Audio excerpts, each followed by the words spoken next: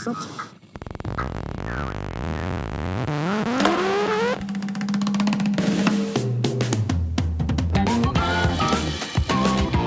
the kids, phone the neighbors. It is time for the podcast. My name is Pierre Hulsebus, and welcome to the Technical Seller Podcast. That is me, Pierre Hulsebus, the leader, the inventor, Tech Sales 110, and the Technical Seller Podcast. Bum, bum, bum. All right, I'm excited for today. I hope you're doing great today. We are ready to embark on a couple great ideas today. Two hacks for us today, which is email automation and customer segmentation. You couldn't have two more powerful and impactful sales hacks. So we're going to talk about those today. As we gather this afternoon or this evening, whenever, or this morning, depending on what time zone you are in. I looked at analytics recently. We have people all over the world that tune into this particular podcast. And thank you if you're a customer listening to this. I am here to help you identify, acquire, and retain the most valuable asset your business can ever have, which is customers. That's right, customers. A lot of people think it's the product. It's not the product, it's the customers. You don't have customers, you know what you have? You're just surrounded by a club of grumpy people. That's called a company. Without a customer, you're just not going to be around very long. That's going to happen. People are, cash is king, and that's why. So, everybody complains, hey, numbers are low. Why are the numbers low? We don't have any customers, right? Ever walk into a store when there's no customers in there? I've been working at a store when customers, like on a Tuesday afternoon, nobody's coming in the store. It's like the most boring job ever. You're vacuuming the floor and you're, dusting the electronics and stuff like that. But you're not helping customers, and that's not a fun situation to be in. And anyway, so today, like I said, we're doing a couple different things. We've got a couple different ideas that we're going to pass by you today. Two sales hacks that we're going to detail for you. One is about personalizing those follow-ups and how we want to manage follow-ups. That is one of the hardest things to juggle. It's a juggling act. It's the most impactful part of our whole job as sellers, honestly. If you, like me, were in the CRM business for a long time, one of the things that became really evident is that this CRM can be over-implemented. It can be a nanny that's the worst thing. Maybe that's your experience right now, or you've worked in companies where the CRM system, ran the show, and the manager didn't trust you to have any discretion or anything like that, or good judgment. So they forced you to put everything into the CRM system so they could keep tabs on you, just like a nanny. And it's the worst nanny and nag. And if you ever worked in a small company that has a CRM system, it's even worse, let me tell you, because you're not getting a lot of data out of it as a seller if there's not enough data in it from other systems.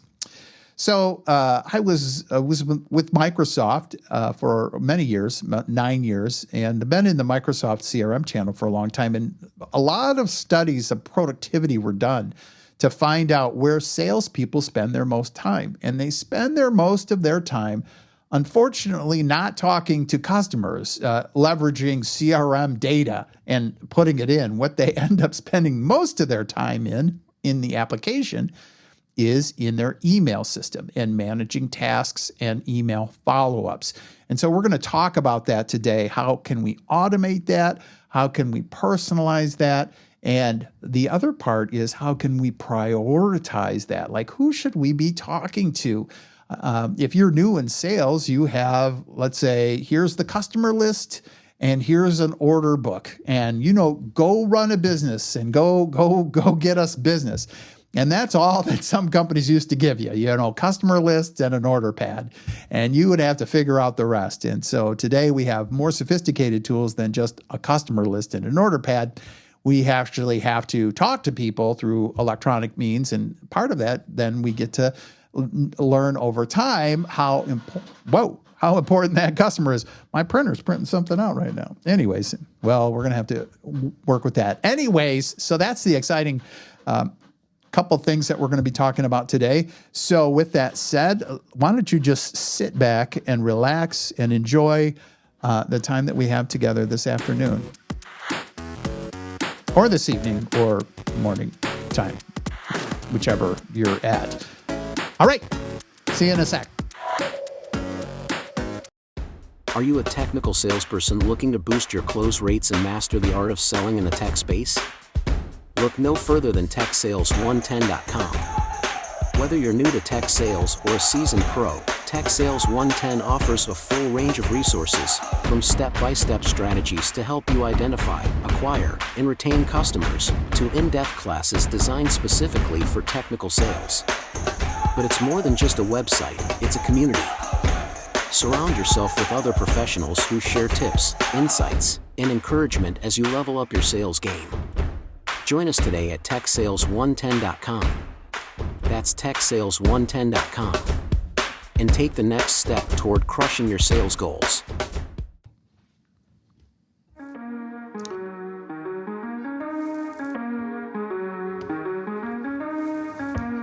Hey, how you doing, everybody? Welcome back, everyone, to The Technical Seller. I'm your host, Pierre Hulsebus. If you're into sales or just curious about getting the most out of your client relationships, well, you're in the right spot, because today guess what? We're talking about a strategic sales hack that might give you a little edge. That's right. Now, this one might seem a little counterintuitive, and that is the reason why this one, well, it's interesting. It's very interesting.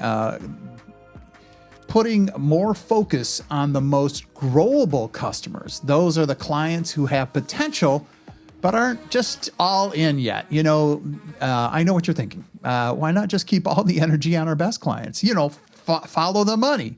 Well, let's break it down, and you'll see why there's big value in looking beyond your top tier customers. So we're going to think about segmentation in a very simple way. I'm simplifying this today into 4 different categories. Let's talk about customer segments. Imagine dividing your client base or your customer base into 4 basic types. First is your A customers. We all know who the A customers, those are the golden ones, the most valuable ones, the ones who are all in, loyal to your brand. They're like that friend who's at every party, brings a dish, never forgets your birthday. We love those folks, right? Those are the great customers. And then we have our B customers. Now, they're familiar with you, but haven't fully committed. They're casual friends who show up occasionally, but haven't quite made it into the circle of trust or that inner circle. These are the most growable customers in your customer base. We're going to talk more about them today. C customers, those are the lost ones. They've drifted away, maybe even joined the competition. Think of them as friends you had in high school, but haven't seen, those Facebook stalkers out there. We don't talk to them much anymore. They're familiar with us. We're familiar with them. But they've moved on for whatever reason. That's kind of that C customer. We've lost them for some reason. And then D, those are leads. We're just going to put that into a pile and just call that leads. These are prospective customers, people who have discovered your brand. They're acquaintances. They're they require a little nurturing to get invested. And they're just out there. Now, most of you think, let's focus on the loyal, top-tier customers. That's our best one. But here's the twist for growth. Now, so this is what we're talking about. If you're in technology sales, what you're looking for is growing your customer base, growth. It's all about growth and finding those customers that are investing in growth. That's your best type of customer. Hey, we're buying this tech because we're in a growing market. We have more demand for our stuff. They're a growing company. And you want to put your energy into these B-level customers. These are the most growable customers. They're the hidden gems of the sales world. Trust me on this one. Why A-list customers aren't the best? Well, let's dive into the A-level customers. They're loyal as they are. They aren't your best source for growth. Sure, they're valuable. Of course, they fully integrated your product. They love your brand, but they're not going anywhere. But they've already invested, meaning there's not much more to uncover in terms of new revenue there. I know it sounds odd, right? Doesn't it? Imagine trying to convince your friend who's been a lifelong pizza lover to try more pizza.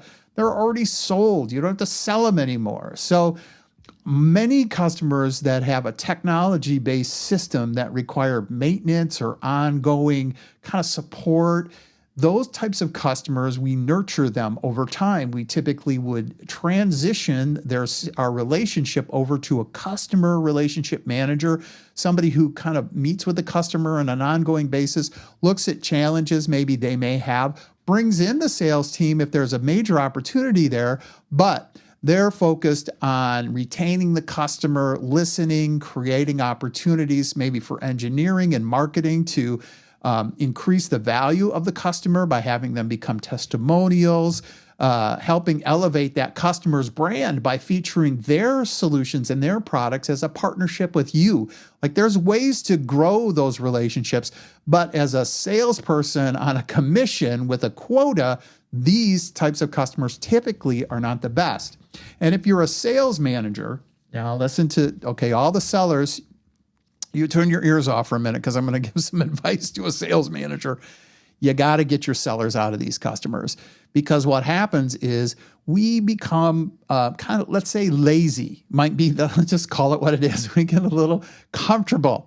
And as sellers, we've built an annuity. We've created this customer relationship. And now this customer is an A-level customer. It's my customer, and I get something off the top every month. Well, not like we're running the mafia here, but we get a little taste of the benefit of that customer every month. Now that might be great, but as a sales director or as a sales manager, I want my sellers out there growing, getting new customers. I want to increase the revenue base of the customer. So what I have to come up with is a strategy to satisfy both of those needs. And we can talk about that later, but that's why I want to bring this to the awareness of sales managers, because a lot of times when we look at activities of companies, and when I come in and look at revenue by seller, I see the top sellers often are focused on these types of customers, or the mediocre sellers or the bottom sellers. It doesn't matter. We all as sellers, now I'm going to put my seller's hat on. Who doesn't like talking to customers that love you? Who doesn't like that? Like that's easy to do. And that's reassuring about and reaffirming for me personally. But they're already sold and there's not a lot of growth there. So we want to focus on growth here. And we're talking about maybe a relationship maintenance that with these A customers, but they're not going to be growable customers. Now, their goal for referrals and testimonials and network, they're great allies. But if your goal is driving net new revenue, A-list customers are more like trusty cheerleaders than the ones who need a little extra persuasion and a little extra effort. So the untapped potential of these B customers, this is where the fun begins. These are the people who think about you. They've made and maybe tried one of our products. They're not fully committed. Now, picture them as somebody that we're casually dating. They like you enough to go out a few times, but they're not in the meet the parent stage yet, right? They've maybe expressed interest, but you've got to show them why the brand or the product or the solution deserves a bigger place in their life. Right? We gotta wine and dine them a little. There's more work that needs to be done. So it's like a puzzle that just needs the right pieces to fall in place for it to come together. They might hit a snag during an implementation. They may be only using one of our products when they'd really benefit maybe from a broader portfolio of products. By targeting these customers and addressing their needs or challenges, you have a real shot at converting them into those A-level customers. Right? So that's why we want to focus on these types of customers. And if we've got opportunities and we're looking at the opportunity funnel, and if we add, what the customer type, A, B, or C, we'll talk about the C and D customers here in a second. But if we're spending a lot of time with A customers and we have low growth, well, that's probably part of the problem. We're out there, we're having great meetings. We're talking to customers that love our stuff, and they might be adding some new stuff, but they're not adding a lot of new stuff, and they're not going to sign a 10-year contract here, maybe renewal or something like that, but they're not going to buy a lot of new products. That's why the B customers are good. Now, what do we do with the leads that come in? Now, it just really depends on your organization. This is some of the stuff that I've done. Here's a couple different ideas. We've got these D customers that are on the fringes. They haven't tried anything yet. We've met them at a trade show. We haven't formed personal relationships a lot with this. Maybe we bought a list from a trade show or a pool of potential buyers. But let's talk about these leads. These are the cold leads, and that takes a lot of work to get this group motivated. And we've all been there calling down a list of leads from a form or a bought list or something like that. This is a pool of potential buyers, but it's fishing in murky waters. And if you're smart about it, you can make this process productive and fun. Okay, so here's a hack that I call Pizza Friday.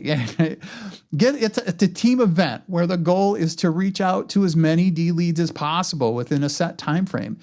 Get the whole team involved. The person who books the most calls or turns the most leads into prospects gets some sort of prize, pizza on the house.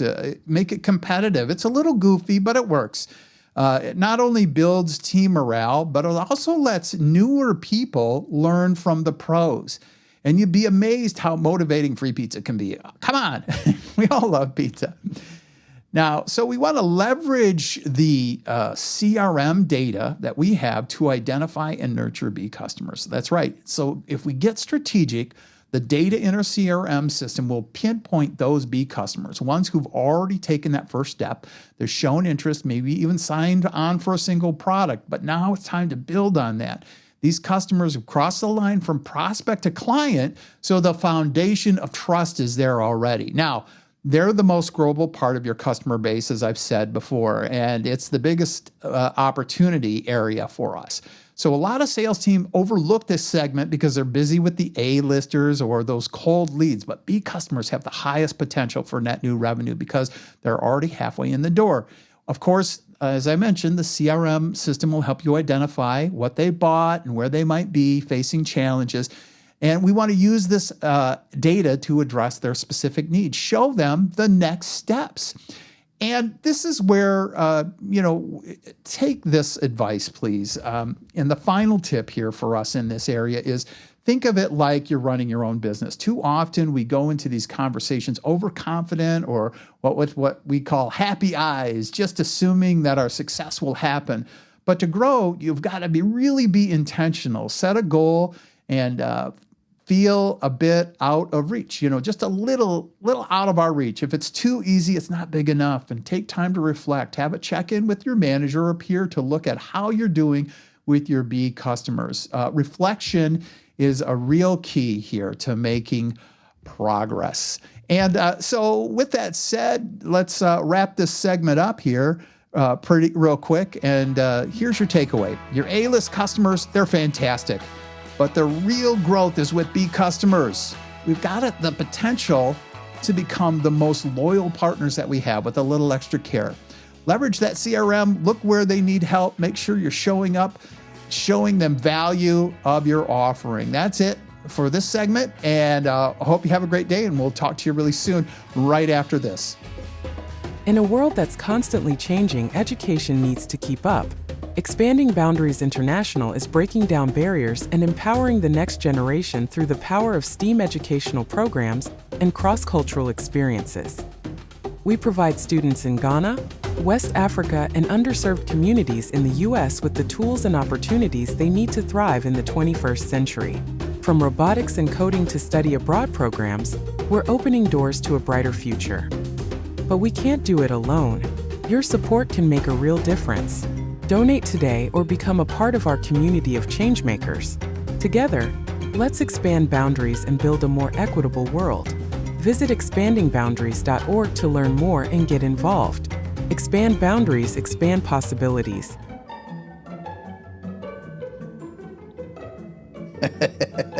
Hey everybody, welcome back. How you doing?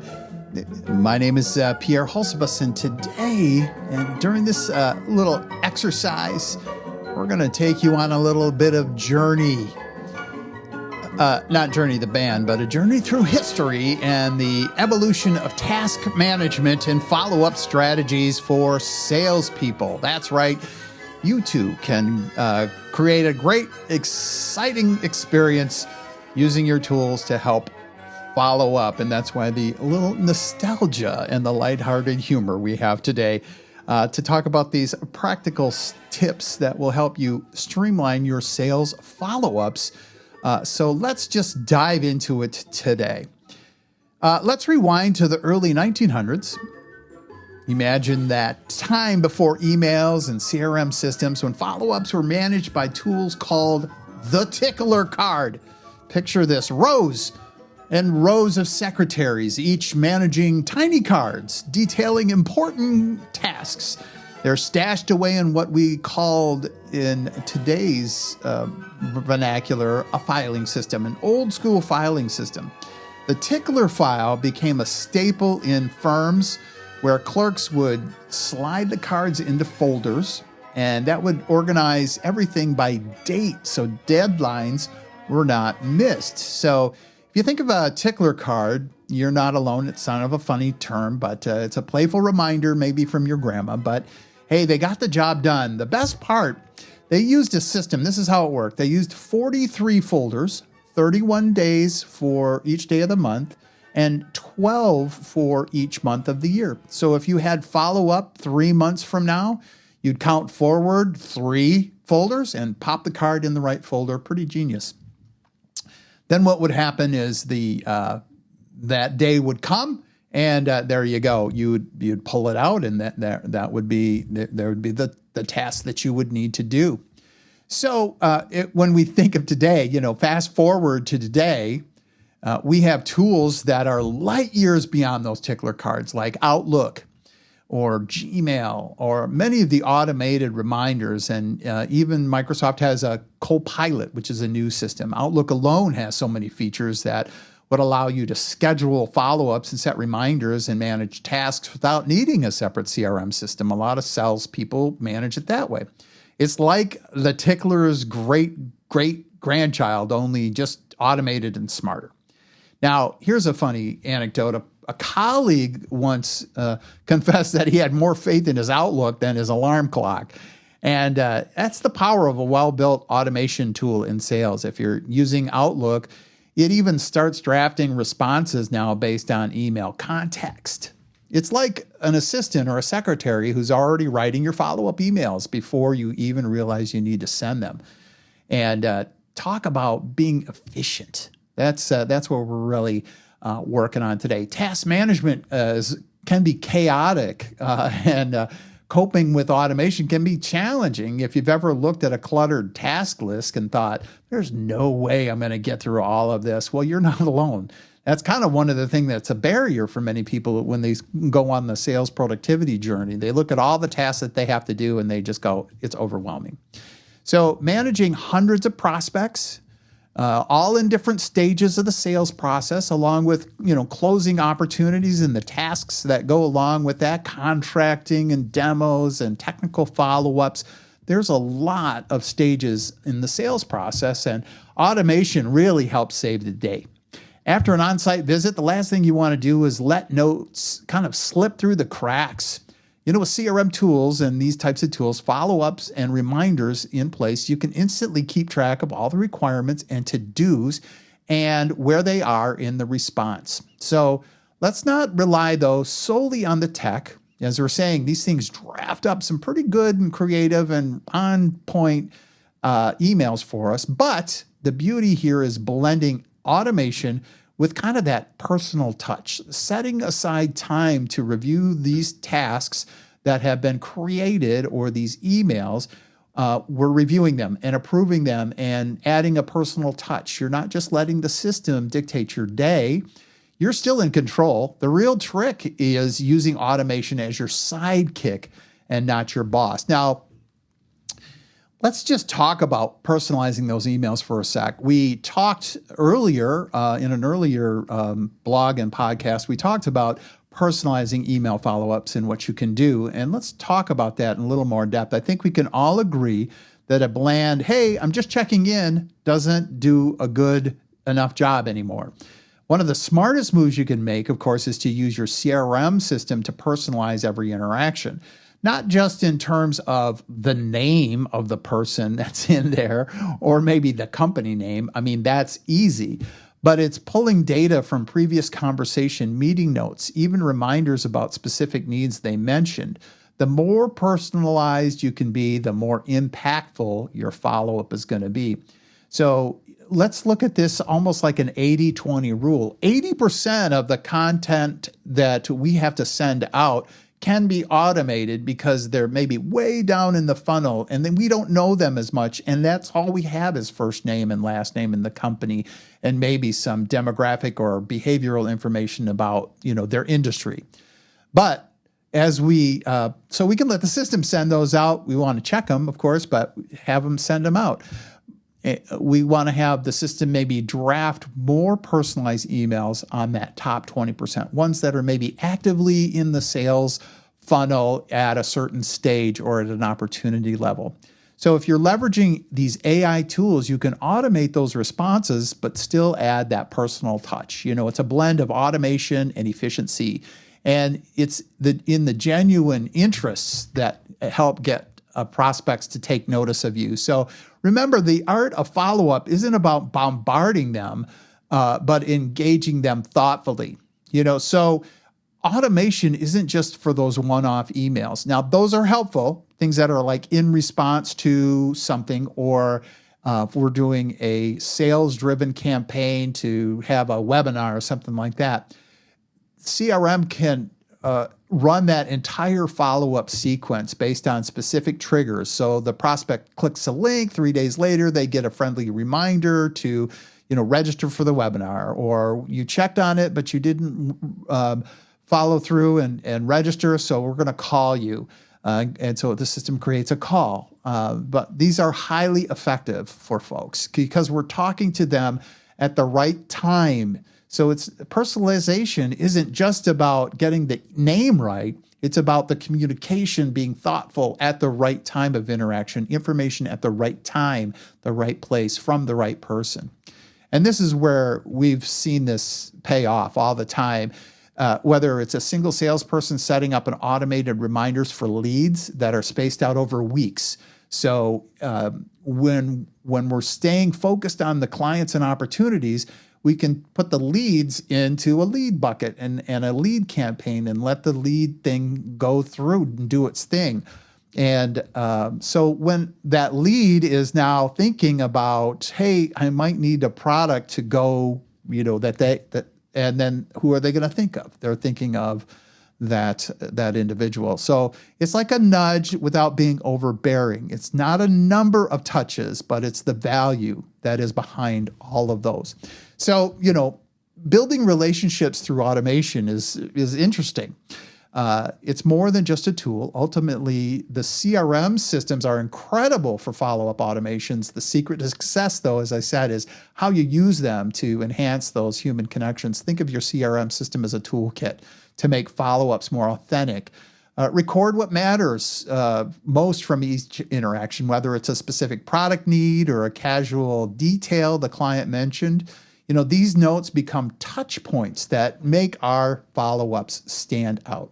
So whether you're using a tickler card, Outlook, or CRM, remember the golden rule. The real power lies in blending automation with personalization through follow-ups. Use the CRM not just to manage the task, but add depth to those interactions. So questions on this that I will get often is, how do we effectively leverage Outlook and the Copilot and the CRM tools for follow-ups? Now, there's really three core strategies here. One, automate those routine follow-ups. Use Outlook's automation features to set reminders and tasks for routine follow-ups. Copilot is great at drafting responses or reminders based on the context of previous emails, given you're on a head start on a response. So, it gives you that kind of place to start, and also helps you prioritize tasks based on, activity and history, so that we are working on the high-value leads that are always top of mind. And I'm going to talk a little more about that in a second. We want to personalize the email. That's the other part, as we mentioned here early. And then predictive analytics for timing. Those CRM systems that we're talking about are all integrated with something like Outlook or other tools. They can use AI to suggest the best times for follow-up based on historical value and data. They can also ensure that the message lands when the leads are most likely to respond, helping you optimize outreach without as much guesswork. And these insights, help you connect more effectively and imagine managing your time better and building rapport with leads a little more smoothly. Question number 2 that would come up: how do I categorize follow-ups and prioritize those high-impact tasks effectively? Now, here you go. This is as we mentioned earlier about focusing in counterintuitive ways on higher value and growability as opposed to best customer. And this is kind of the same way. We want to divide our follow-ups by deal stage and urgency. This is like triage in a hospital or something like that. It's not first in, first out. It is most urgent is served first. You go right to the front of the line, right? If you arrive with your arm chopped off versus, hey, I just got bit by, my gerbil. So we want to start by segmenting our tasks based on where the prospect is in the pipeline. So a follow-up for a prospect nearing a close would take precedent over cold leads, and create categories like a hot lead, warm lead, cold leads, or discovery, proposal, closing. So you can quickly see where the high priority prospects need attention. And we talked about ABCD customers. Well, we can think about prioritization for task impact the same way. So, we have low impact. A, are essential for closing deals or moving prospects significantly closer to a sale. B, tasks are important but less time sensitive. C, tasks might be follow-ups that involve nurturing or information sharing. The system that we want to build keeps your focus on tasks with the greatest impact, reducing the chance of letting a critical opportunity slip. So we want to focus on closing, A, B, C, right? Always be closing. Thank you, Glenn Ross, for that helpful tip. The CRM systems can help with this. In fact, they almost all do this kind of stuff of having some sort of lead scoring, which is really a great asset for follow-up prioritization. We can look at deal value, segments, campaigns that we're getting support or that have a limited time kind of set of resources, response likelihood. Leads with higher scores receive priority follow-ups and lower scores. Automating nurturing touches until they get to a certain level, and then we reach out to them directly. Data-driven really helps ensure our attention is where it is most effective, right? So categorizing based on urgency and potential impact, we can systematically handle higher volumes of people while ensuring the high prospects or the key prospects receive timely and focused follow-ups. So what's our takeaway here? What is our takeaway? We've come a long way from that tickler card to automated CRM tools, haven't we?